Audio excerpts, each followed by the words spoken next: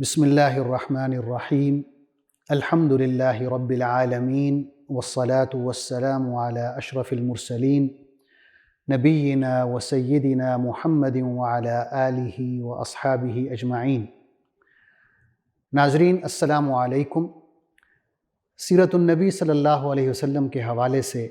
ہماری گفتگو جاری ہے اور آج اس سلسلے کا 18واں پروگرام ہے۔ پچھلے پروگرام میں عرض کر رہا تھا کہ غار ثور میں 3 دن قیام کرنے کے بعد حضور اکرم صلی اللہ علیہ وسلم مدینہ کے لیے روانہ ہوتے ہیں۔ آپ صلی اللہ علیہ وسلم کے ہمراہ حضرت ابوبکر صدیق رضی اللہ عنہ اور حضرت ابوبکر کے آزاد کردہ غلام حضرت عامر بن فہیرہ رضی اللہ عنہ، اور ایک چوتھا شخص ہے عبداللہ بن اریقط۔ یہ ایک بدو ہے جو صحرا کے راستوں سے واقف ہے۔ اسے آپ صلی اللہ علیہ وسلم نے بطور گائیڈ کے اپنے ساتھ رکھا۔ تو یہ 4 لوگوں کا ایک مختصر قافلہ ہے جو ساحل سمندر کے راستے سے مدینہ کی طرف روانہ ہوتے ہیں۔ سفر ہجرت میں بہت سے واقعات پیش آتے ہیں، لیکن ان میں 3 واقعات بہت اہم ہیں۔ سب سے پہلا واقعہ سراقہ بن مالک کا ہے۔ سراقہ بن مالک قبیلہ بنو مدلج سے ان کا تعلق ہے۔ بنو مدلج کا جو قبیلہ ہے یہ مکہ سے تقریباً 80 کلومیٹر مدینہ کی طرف ہے، ساحل سمندر کے نزدیک، اور آج کل یہاں پر ایک شہر آباد ہے جس کا نام ہے رابغ۔ یہ آج کل وہاں پر آباد ہے۔ یہاں سے ان کا تعلق تھا سراقہ بن مالک کا۔ اور جب انہیں یہ خبر ملی کہ ایک مختصر سا قافلہ یہاں سے گزر رہا ہے تو انہیں یقین ہو گیا کہ یہ محمد صلی اللہ علیہ وسلم ہیں، جن کے بارے میں قریش نے اتنا بڑا انعام رکھا ہوا ہے 100 اونٹنیوں کا۔ تو یہ فوراً اپنا تیز رفتار گھوڑا لیتے ہیں، اپنا نیزہ اور تلوار لیتے ہیں اور آپ صلی اللہ علیہ وسلم کے تعاقب میں نکل پڑتے ہیں۔ جب قریب پہنچتے ہیں تو اللہ کا کرنا یہ ہوتا ہے کہ ان کے گھوڑے کے جو قدم ہیں، ان کی گھوڑے کی جو ٹانگیں ہیں وہ زمین میں دھنس جاتی ہیں اور یہ گھوڑے سے نیچے گر جاتے ہیں۔ فوراً اٹھتے ہیں، گھوڑے کو چابک رسید کر کے دوبارہ سے تیار کرتے ہیں، پھر بیٹھ کے دوبارہ تعاقب کرتے ہیں، لیکن دوبارہ ایسے ہوتا ہے کہ گھوڑے کی جو ٹانگیں ہیں وہ زمین میں دھنس جاتی ہیں گھٹنوں تک اور یہ دوبارہ گر جاتے ہیں۔ پھر سے تیار ہو کے کھڑے ہوتے ہیں، تیسری دفعہ پھر یہی ہوتا ہے۔ تو جب 3 دفعہ ایسے ہو جاتا ہے تو یہ اپنے جو پرانا مشرکانہ طریقہ تھا، اپنے تیر نکالتے ہیں اور اس میں یہ ہوتا تھا کہ ایک طرف پھینکتے تھے تیر کہ اگر اس طرف جائے تو جواب جو ہے وہ جی ہاں میں ہوگا، اگر اس طرف جاتا ہے تو جواب جو ہے وہ نفی میں ہوگا۔ تو 3 دفعہ ایسے کرتے ہیں کہ میں یہ کام کروں یا نہ کروں، تو ان کا جواب نفی میں آتا ہے کہ آپ حضور صلی اللہ علیہ وسلم کا تعاقب نہ کریں۔ لیکن اس کے باوجود جب وہ تعاقب جاری رکھتے ہیں اور اللہ کی طرف سے بار بار ان کا جو گھوڑا ہے وہ زمین میں دھنس جاتا ہے تو انہیں یقین ہو جاتا ہے کہ حضور صلی اللہ علیہ وسلم واقعی اللہ کے رسول ہیں اور اللہ انہیں تمام عرب پر غلبہ عطا کرے گا۔ تو یہ سوچ کر ڈر جاتے ہیں کہ اب میرا کیا ہوگا، تو دور سے آواز دیتے ہیں کہ اے اللہ کے رسول، آپ مجھے جان کی امان عطا فرمائیں اور مجھے اپنے قریب آنے دیں۔ تو حضور صلی اللہ علیہ وسلم اجازت دے دیتے ہیں۔ تو سراقہ بن مالک آپ صلی اللہ علیہ وسلم کے قریب پہنچتے ہیں اور کہتے ہیں کہ اے اللہ کے رسول،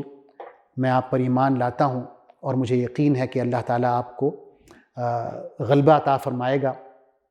میں چاہتا ہوں کہ آپ مجھے یہ امان جو آپ نے مجھے عطا کی ہے لکھ کر دے دیں۔ تو حضور صلی اللہ علیہ وسلم حضرت عامر بن فہیرہ سے کہتے ہیں کہ یہ امان جو ہے انہیں لکھ کر دے دی جائے۔ تو حضرت عامر بن فہیرہ آپ کو ایک کھال پر امان لکھ کر دے دیتے ہیں۔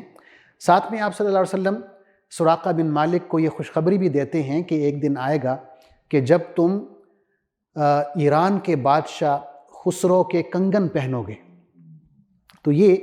خبر سن کے سراقہ بن مالک خوش ہوتے ہیں اور کہتے ہیں کہ اللہ کے رسول میرے لائق کوئی خدمت ہو تو آپ بتائیں۔ تو آپ صلی اللہ علیہ وسلم صرف یہی کہتے ہیں کہ اگر ہو سکے تو اس بات کو خفیہ رکھنے کی کوشش کرو کہ ہم اس راستے سے گزرے ہیں۔ تو سراقہ بن مالک وہاں سے واپس ہوتے ہیں اور جو بھی انہیں آتا ہوا ملتا ہے اسی مقصد کے لیے آپ صلی اللہ علیہ وسلم کی تلاش میں نکلا ہوا،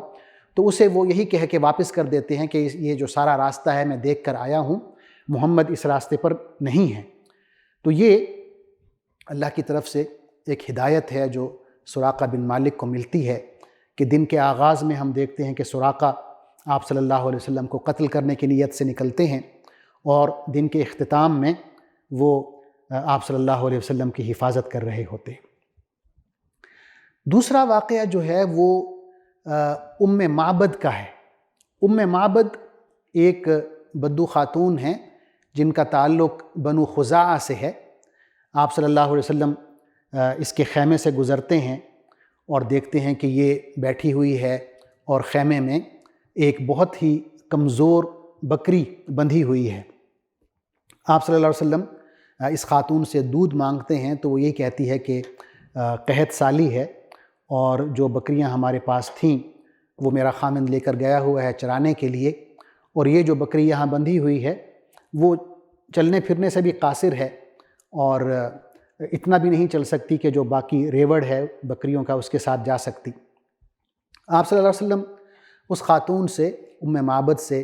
اجازت مانگتے ہیں کہ اگر وہ اجازت دے تو آپ صلی اللہ علیہ وسلم اس بکری کا دودھ دوہ لیں۔ تو وہ کہتی ہے کہ اگر اس میں آپ کو کوئی دودھ نظر آتا ہے ملتا ہے تو آپ دوہ لیں۔ آپ صلی اللہ علیہ وسلم بسم اللہ کہہ کے اس بکری پر ہاتھ پھیرتے ہیں، پھر اللہ سے دعا کرتے ہیں اور دیکھتے ہیں کہ بکری کے جو تھن ہیں وہ دودھ سے بھر گئے ہیں۔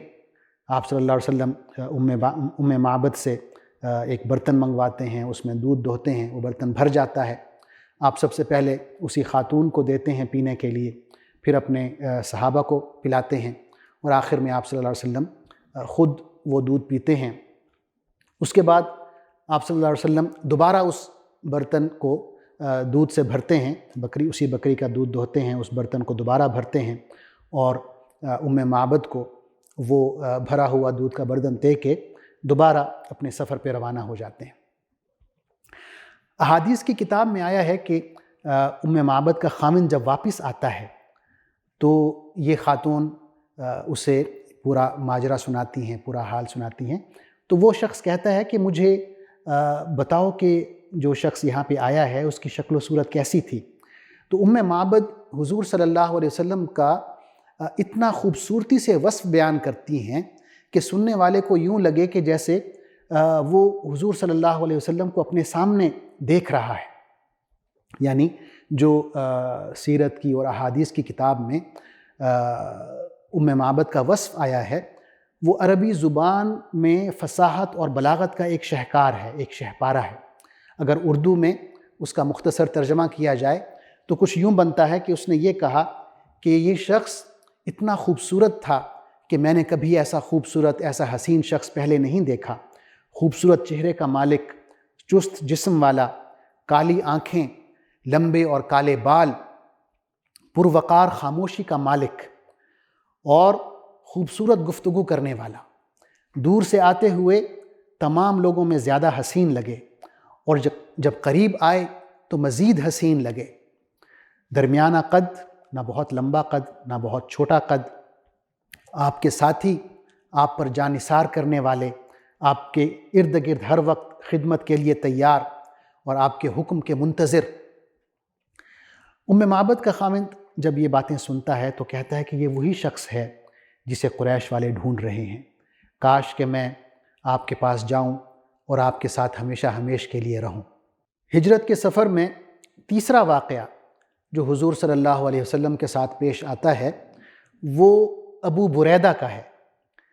ابو بریدہ اپنے قبیلے کے سردار ہیں، انہیں بھی یہ خبر ملتی ہے کہ قریش نے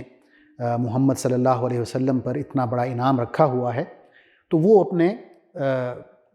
قبیلے والوں کے ساتھ جن کے وہ سردار ہیں لے کر سب کو نکلتے ہیں اور آپ صلی اللہ علیہ وسلم کا تعاقب کرتے ہوئے آپ تک پہنچ جاتے ہیں۔ لیکن جب آپ سے ملاقات ہوتی ہے، آپ صلی اللہ علیہ وسلم ان سے گفتگو کرتے ہیں تو آپ کی گفتگو سے اتنے متاثر ہوتے ہیں کہ فوراً مسلمان ہو جاتے ہیں۔ نہ صرف وہ بلکہ ان کے ساتھ جو 70 لوگوں کا ایک گروہ ہوتا ہے جو آپ کے ساتھ ہی آ رہا ہوتا ہے، وہ سارے کے سارے 70 کے 70 مسلمان ہو جاتے ہیں اور واپس اپنے قبیلے کی طرف چلے جاتے ہیں۔ حضور صلی اللہ علیہ وسلم تقریباً 8 دن کا سفر کر کے پیر کے دن 8 ربیع الاول کو، اور یہ نبوت کا 14واں سال ہے جو کہ ہجرت کا پہلا سال ہے، اور انگریزی حساب سے یہ 23 ستمبر سن 622 کا دن بنتا ہے۔ آپ صلی اللہ علیہ وسلم مدینہ کے قریب ایک بستی ہے قباء، وہاں پہنچتے ہیں جو آج کل مدینہ کے اندر ہی شامل ہو گئی ہے۔ وہاں آپ تقریباً 4 دن قیام کرتے ہیں اور وہیں سے آپ مدینہ میں قبیلہ بنو نجار کو پیغام بھیجتے ہیں۔ قبیلہ بنو نجار جو ہے وہ آپ کے ننیال ہیں، وہاں سے آپ انہیں طلب کرتے ہیں کہ آپ لوگ قباء پہنچیں۔ تو وہاں سے تقریباً 100 لوگ قباء پہنچ جاتے ہیں جو آپ کے ننیال والے ہیں، اور پھر آپ جمعہ کے روز صبح کے وقت مدینہ روانہ ہوتے ہیں۔ راستے میں ہی جمعہ کی نماز آپ پڑھاتے ہیں ان 100 لوگوں کو، اور قباء میں آپ مسجد بھی تعمیر کرتے ہیں، مسجد قباء آج بھی موجود ہے۔ اس کے بعد ہم یہ دیکھتے ہیں کہ جو اہل مدینہ ہیں وہ آپ صلی اللہ علیہ وسلم کے استقبال کے لیے روزانہ نکلتے ہیں، یعنی جب سے انہیں یہ خبر ملتی ہے کہ آپ صلی اللہ علیہ وسلم مکہ سے روانہ ہو چکے ہیں، جیسا کہ صحیح بخاری میں ہم پڑھتے ہیں، حضرت عروہ بن زبیر رضی اللہ عنہ فرماتے ہیں کہ جب مدینہ کے مسلمانوں نے یہ خبر سنی کہ آپ صلی اللہ علیہ وسلم مکہ سے کئی روز ہوئے روانہ ہو چکے ہیں، تو وہ روزانہ گھر سے نکلتے اور مدینہ سے باہر آ کے آپ صلی اللہ علیہ وسلم کا انتظار کرتے، اور جب سورج چڑھ آتا اور دھوپ زیادہ ہو جاتی تو پھر وہ واپس آ جاتے، اور اگلے دن پھر ایسے ان کا یہ معمول بن گیا کہ روزانہ گھر سے نکلتے۔ ایک دن ایسا ہوا کہ طویل انتظار کے بعد وہ ابھی گھر لوٹے ہی تھے کہ انہیں ایک آواز آئی۔ ایک یہودی تھا جو اپنے قلعے پر کھڑا ہوا دیکھ رہا تھا کہ اس نے آپ صلی اللہ علیہ وسلم اور صحابہ کرام کے گروہ کو آتے دیکھا، تو اس نے زور سے آواز دی کہ اے مدینہ کے لوگوں، جس بزرگ کا تمہیں انتظار تھا وہ پہنچ گیا۔ تو سارے لوگ جو ہیں بے ساختہ مدینہ سے نکلتے ہیں دوڑے دوڑے، اور آپ صلی اللہ علیہ وسلم کے استقبال کے لیے پہنچتے ہیں۔ ایک خوبصورت ترانہ سیرت کی کتب میں آتا ہے، وہ پڑھتے ہیں: طلع البدر علینا من ثنیات الوداع وجب الشکر علینا ما دعا للہ داع ایہا المبعوث فینا جئت بالامر المطاع جئت شرفت المدینہ مرحبا یا خیر داع، کہ 14ویں کا چاند ہمارے درمیان اتر آیا ہے اور ہم پر واجب ہے، لازم ہے کہ ہم اللہ کا شکر ادا کریں۔ اے وہ عظیم ہستی جسے اللہ نے ہماری طرف رسول بنا کر بھیجا ہے، آپ کے ہر حکم کی ہم اطاعت کریں گے، اور آپ کے آنے سے مدینہ منورہ نے جو شرف حاصل کیا ہے، جو اسے قدر و منزلت ملی ہے، آپ کے آنے سے پہلے وہ شرف کبھی مدینہ کو حاصل نہیں ہوا۔ ناظرین، گو کہ اہل مدینہ بہت زیادہ مالدار یا اہل ثروت نہیں تھے، لیکن ان میں ہر شخص یہ چاہتا تھا کہ حضور اکرم صلی اللہ علیہ وسلم اس کے مہمان بنے۔ تو لوگ آتے اور حضور صلی اللہ علیہ وسلم کی اونٹنی کی لگام کو پکڑتے اور کہتے کہ یا رسول اللہ، آپ ہمارے مہمان بنیں، ہمارے گھر تشریف لائیں۔ لیکن آپ صلی اللہ علیہ وسلم ہر شخص سے ایک ہی جملہ فرماتے، آپ کہتے خلو سبیلہا فإنہا مأمورہ، کہ آپ اونٹنی کو چھوڑ دیں، اسے اللہ نے حکم دیا ہوا ہے، جہاں اللہ نے اس کو حکم دیا ہے وہیں پر یہ بیٹھے گی، اور وہیں پر میں جو گھر قریب ہوگا اس کا مہمان بنوں گا۔ تو اونٹنی چلتے چلتے ایک جگہ پہ بیٹھتی ہے، تو آپ صلی اللہ علیہ وسلم فرماتے ہیں کہ یہاں پر ہم مسجد بنائیں گے۔ آج کل جو مسجد نبوی ہے وہ اسی جگہ پر ہے۔ پھر آپ صلی اللہ علیہ وسلم پوچھتے ہیں کہ یہاں سے سب سے قریب گھر کس کا ہے؟ تو حضرت ابو ایوب انصاری رضی اللہ عنہ آتے ہیں، کہتے ہیں کہ یا رسول اللہ، یہ میرا گھر ہے جو سب سے قریب ہے، یہ میرا دروازہ ہے، آپ تشریف لائیں۔ تو حضور اکرم صلی اللہ علیہ وسلم حضرت ابو ایوب انصاری رضی اللہ عنہ کے گھر میں قیام فرماتے ہیں، ادھر مکہ میں حضرت علی رضی اللہ عنہ 3 دن قیام کرنے کے بعد اور وہ جو امانتیں حضور اکرم صلی اللہ علیہ وسلم نے ان کے حوالے کی تھیں وہ ان کے جو مالکان ہیں انہیں دینے کے بعد پیدل ہی روانہ ہو جاتے ہیں مدینہ کی طرف، اور حضور اکرم صلی اللہ علیہ وسلم ابھی قباء میں ہی ہوتے ہیں کہ حضرت علی وہاں پہنچ جاتے ہیں۔ چند دن کے بعد ہی آپ صلی اللہ علیہ وسلم کی زوجہ محترمہ حضرت سودا رضی اللہ عنہا، آپ کی بیٹی حضرت فاطمہ رضی اللہ عنہا، آپ کی دوسری بیٹی حضرت کلثوم رضی اللہ عنہا، یہ سب بھی آ جاتی ہیں، اور یہ حضرت اسامہ بن زید رضی اللہ عنہ کے ساتھ اور حضرت ابوبکر صدیق کے بیٹے ہیں جناب عبداللہ رضی اللہ عنہ، ان کے ساتھ، اور حضرت ایمن ہیں آپ صلی اللہ علیہ وسلم کی کنیز، یہ سارے مل کے آ جاتے ہیں۔ آپ صلی اللہ علیہ وسلم کی جو تیسری صاحبزادی ہیں حضرت زینب، وہ مکہ سے نہیں نکل پاتی، جو قریش کے کفار ہیں وہ انہیں روک لیتے ہیں۔ ایک اور واقعہ ہوتا ہے کہ مدینہ پہنچتے ہی حضرت ابوبکر صدیق رضی اللہ عنہ اور حضرت بلال رضی اللہ عنہ یہ مدینہ پہنچتے ہی سخت بیمار ہو جاتے ہیں، تو حضور صلی اللہ علیہ وسلم ایک دعا کرتے ہیں مدینہ کے حق میں۔ آپ صلی اللہ علیہ وسلم فرماتے ہیں اللہم حبب الینا المدینہ